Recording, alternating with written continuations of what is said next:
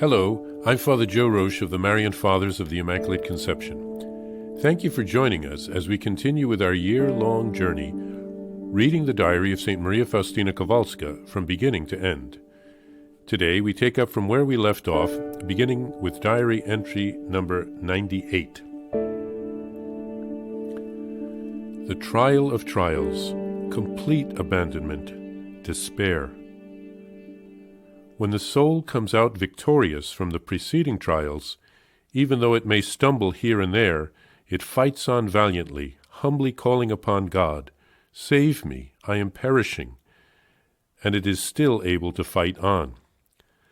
At this point, however, the soul is engulfed in a horrible night. It sees within itself only sin. It feels terrible. It sees itself completely abandoned by God. It feels itself to be the object of his hatred. It is but one step away from despair.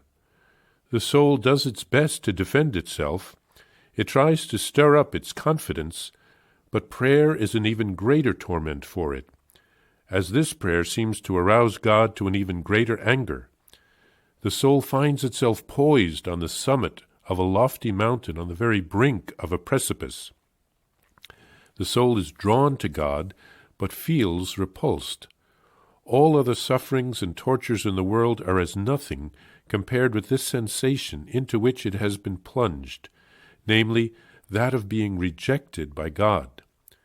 No one can bring it any relief. It finds itself completely alone. There is no one to defend it. It raises its eyes to heaven, but is convinced that this is not for her. For her, all is lost. It feels deeper and deeper. It falls deeper and deeper from darkness to darkness, and it seems to it that it has lost forever the God it used to love so dearly. This thought is torture beyond all description, but the soul does not agree to it, and tries to lift its gaze toward heaven, but in vain, and this makes the torture even more intense.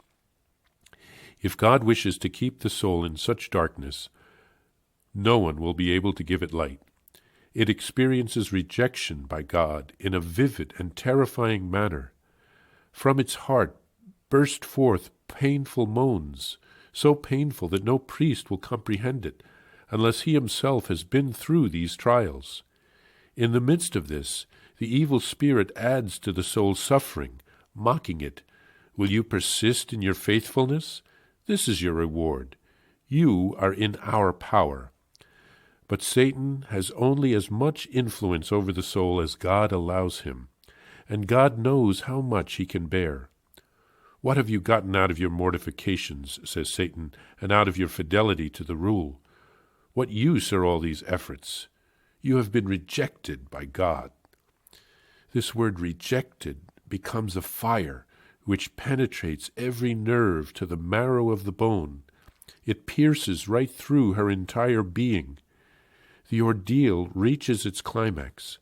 The soul no longer looks for help anywhere. It shrinks into itself and loses sight of everything. It is as though it has accepted the torture of being abandoned. This is a moment for which I have no words.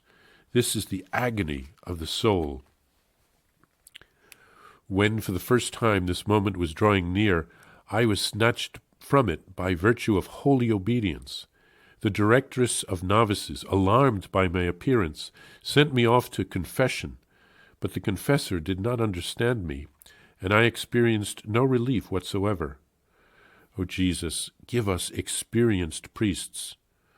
When I told this priest I was undergoing infernal tortures, he answered that he was not worried about my soul, because he saw in it a great grace of God. But I understood nothing of this, and not even the least glimmer of light broke through to my soul.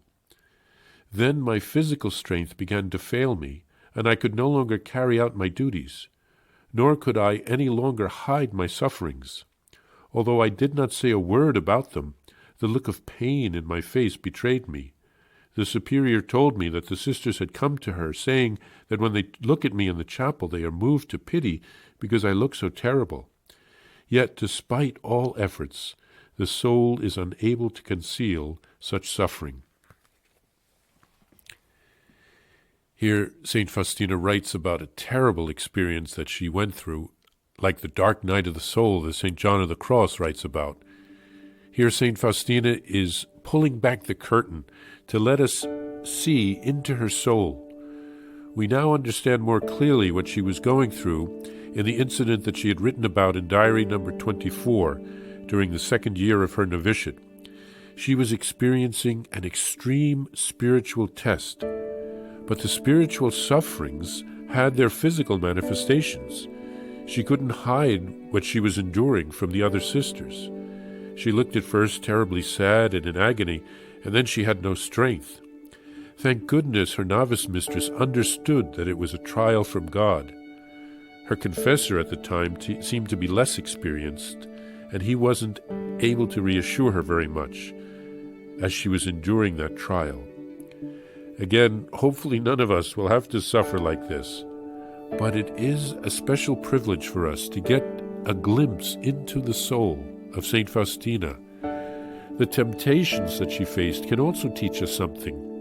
I'm reminded of the Screwtape Letters of C.S. Lewis, in which an older demon teaches a young one how to trick people.